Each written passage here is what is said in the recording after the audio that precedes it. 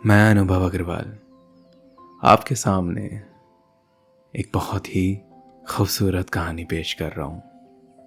वक्त के परिंदे। रात के 11 बज चुके थे। मुंबई की सड़कों पर अभी भी लाइफ चल रही थी। कहीं लेट नाइट कैफेज, कहीं रिक्शा की आवाज और कहीं थक कर लौट रहे लोग। लेकिन आयशा, वो अपने कमरे में खामोश थी। लेकिन उसके दिल में एक तूफान उठ रहा था। उसके सामने एक कप कॉफी पड़ी थी जो अब ठंडी हो चुकी थी, पर उस कॉफी से ज्यादा उसका फोन गर्म था, क्योंकि वो बार बार एक ही ईमेल पढ़ रही थी। ईमेल अनुज का था। हाँ, वही अनुज, उसकी जिंदगी का पहला और कहना चाहिए आखिरी प्यार। ईमेल में सिर्फ एक छोटी सी लाइन थी, हाय आयशा, कल एक कॉन्फ्रेंस के लिए तुम्हारे शहर आ रहा हूं, अगर तुम्हारा मन हो तो मिल लेते हैं। आयशा ने शायद 100 बार वो लाइन पढ़ी थी। हर बार पढ़ती तो उसका दिल एक अजीब इमोशन से भर जाता। 2 साल हो गए थे। 2 साल की लंबी खामोशी, 2 साल के दर्द और 2 साल के अनआंसर्ड क्वेश्चंस। अनुज क्यों चला गया था? क्यों उनके बीच मिसअंडरस्टैंडिंग्स ने इतनी गहरी लकीर खींच दी थी? क्या अनुज भी अभी तक उसे याद करता होगा, या बस एक फॉर्मल कर्टिसी के लिए मैसेज किया था? उस रात आयशा ने नींद लेने की बहुत कोशिश की, लेकिन उसकी आंखें बंद होते ही सिर्फ एक चेहरा सामने आता रहा, अनुज का। अगली सुबह आयशा ने अपने आप को मिरर में देखा। उसने एक सिंपल वाइट कुर्ती पहनी थी, हल्की सी सिल्वर झुमकी और काजल की एक पतली सी लाइन। दिल ने कहा, भाई नॉर्मल रहो, बस एक मीटिंग ही है, एक दोस्त है जिससे मिलने जाना है। पर दिल सच जानता था, यह सिर्फ एक दोस्त से मिलना नहीं था, ये उसके दिल के सालों पुराने जख्मों से मिलना था। कैफे के अंदर आयशा धड़कते हुए कदम रखती है और फिर कॉर्नर टेबल पर उसने उसे देखा, अनुज। वही आंखें, वही मुस्कान, लेकिन हाँ, कुछ बदलाव भी था। उसकी आंखों के नीचे थोड़ी थकान थी और उसकी मुस्कुराहट में भी एक बोझ छुपा था। आयशा जैसे ही पास गई, अनुज ने खड़े होकर उसके लिए चेयर खींची और बैठने का इशारा किया। हाय, उसने ऑकवर्ड स्माइल के साथ कहा। हाय, आयशा ने जवाब दिया। थोड़ी देर सिर्फ साइलेंस था, कॉफी मशीन की आवाज, लोगों की गुफ्तगू, पर दोनों के बीच सिर्फ खामोशी। अनुज ने फाइनली वो साइलेंस तोड़ा।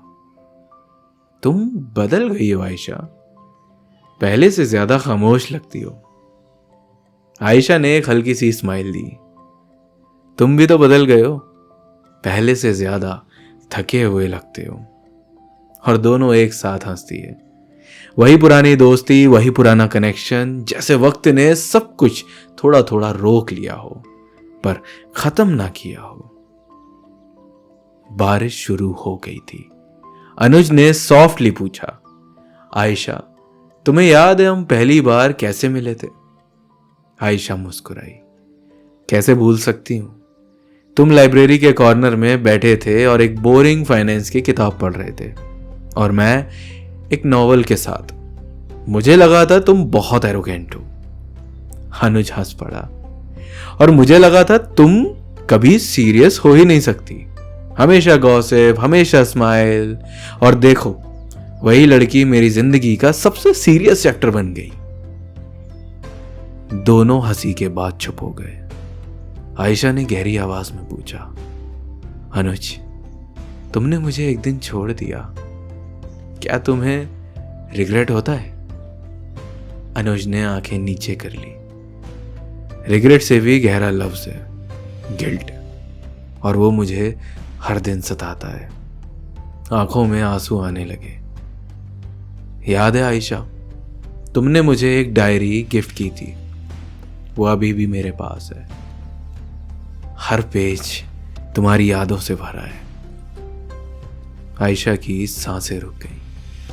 उसका दिल टूट भी रहा था, पिघल भी रहा था। फिर अनुज ने एक सूखा गुलाब निकाला। तुमने मुझे दिया था, मैंने हमेशा संभाल कर रखा। आयशा रो पड़ी। तुमने सब याद रखा अनुज, फिर भी तुम चले गए। अनुज ने उसका हाथ छुआ। मैं मजबूर था, लेकिन सच ये है कि मैं तुमसे कभी दूर जा ही नहीं पाया।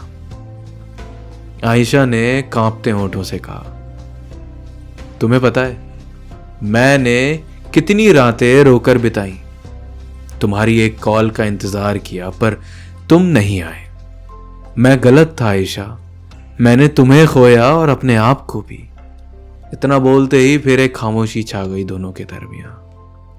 कैफे के बाद दोनों मरीन ड्राइव की तरफ चल दिए। अनुज ने समंदर की ओर देखते हुए हल्की सी आवाज में कहा, मेरी शादी फिक्स हो गई है अगले महीने। आयशा जैसे थम सी गई। उसने टूटी हुई मुस्कुराहट के साथ कहा, कांग्रेट्स। अनुज ने उसकी आंखों में देखा और कहा, कांग्रेट्स, तुम खुश हो? आयशा के होंठ कांप रहे थे। मुझे फर्क नहीं पड़ता, तुम्हारी फैमिली का डिसीजन है, तुम्हारा डिसीजन है, अब मुझे क्यों फर्क पड़ेगा भाई? अनुज ने दर्द भरी आवाज में कहा, तुम्हें लगता है मैं चाहता हूं ये शादी करना? मैं तो अब तक तुम्हें भूल ही नहीं पाया हूं, पर मैं क्या करूं, मेरी भी मजबूरी है। मरीन ड्राइव पर दोनों बेंच पर बैठ गए। समुंदर की लहरों की आवाज उनकी कहानी जैसे सुन रही थी। आयशा के आंसू बह रहे थे। अनुज, अगर मैं कह दूं कि मैं अभी भी तुमसे बहुत प्यार करती हूं, क्या तुम ये शादी तोड़ दोगे? अनुज चुप रहा और फिर थोड़ी देर बाद बोला, मैं तोड़ना चाहता हूं, पर पेरेंट्स की उम्मीदें, उनका प्रेशर ना मुझे हिम्मत दे सका और ना आज हिम्मत दे सकता है। हम वो जनरेशन है जो अगर अपने पेरेंट्स के अगेंस्ट जाकर कुछ करने की कोशिश करते हैं तो गिल्ट ही हमें खा जाता है। आयशा ने नाराजगी में कहा, तुमने अपने लिए कभी लड़ाई लड़ी ही नहीं, इसलिए आज हम दोनों अलग हैं। काश तुमने इस जमाने को साइड में रख के कुछ पल के लिए हमारे 5 साल के रिश्ते के बारे में सोचा होता, तो आज इन हाथों में मेरा हाथ होता, इन बाहों में मेरी बाहें होती। खैर छोड़ो अब। और फिर दोनों चुप हो गए। सिर्फ समंदर बोल रहा था। उसके 2 दिन बाद अनुज दिल्ली की फ्लाइट के लिए रेडी था। आयशा उसे छोड़ने आई थी। अनुज के हाथ में एक डायरी थी, एक खाली डायरी। अनुज ने आयशा को वो डायरी दी। उसकी आंखें भर आई।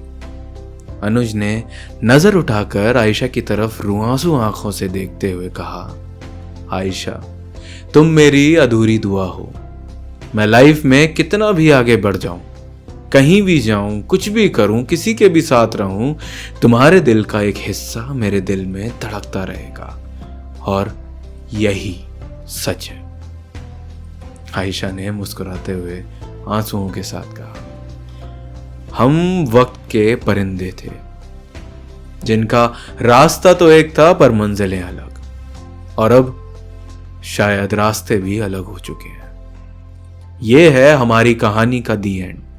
यही है मेरा और तुम्हारा क्लोजर।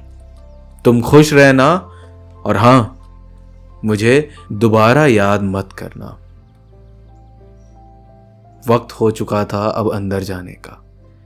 अनुज ने जाते जाते कहा, कोशिश करूंगा कि अब मैं मैसेज कभी ना करूं। इतना कहते ही वो मुड़ा और गेट की ओर आगे बढ़ा। उसने पीछे मुड़कर एक बार देखा, आयशा खड़ी थी, नम आंखों से हाथ हिलाते हुए, गुड बाय कहते हुए। और देखते ही देखते अनुज भीड़ में कहीं खो गया। आयशा के मन से एक आवाज आई, मैं फिर भी इंतजार करूंगी तुम्हारा। अनुज चला जाता है। आयशा की जिंदगी वापस उसी पेज पर आ जाती है जैसे अनुज के आने से पहले थी। फिर 3 महीने बाद आयशा को एक कॉल आता है। सामने से अनुज के एक दोस्त की आवाज सुनाई देती है, जिस आवाज से आयशा अनजान नहीं थी। अनुज, एक्सीडेंट, वो चला गया। जो कॉफी का कप उसके हाथ से गिर गया, उसकी रूह का एक हिस्सा मर गया। उस रात उसने डायरी खोली और लिखा, अनुज, हम वक्त के परिंदे थे, एक ही आसमां के 2 किनारे। तुम चले गए, पर तुम मेरी यादों में, दिल की इन धड़कनों में हमेशा जिंदा रहोगे। प्यार को पाना ही सब कुछ नहीं होता। कभी कभी प्यार की यादें ही इंसान को जिंदा रखती है, और मैं जिंदा रहूंगी तुम्हारी यादों के साथ। उसके आंसू डायरी के पन्ने पर गिरे। उसने खिड़की से बाहर आसमां की तरफ देखा। चांद चमक रहा था, जैसे अनुज दूर से कह रहा हो, आयशा, उस तरह मैं तुम्हारे साथ रह नहीं सका, इस तरह हर शाम मैं तुमसे मिलने आऊंगा। और इस तरह एक खूबसूरत प्यार की कहानी अधूरी रहकर भी अमर हो गई।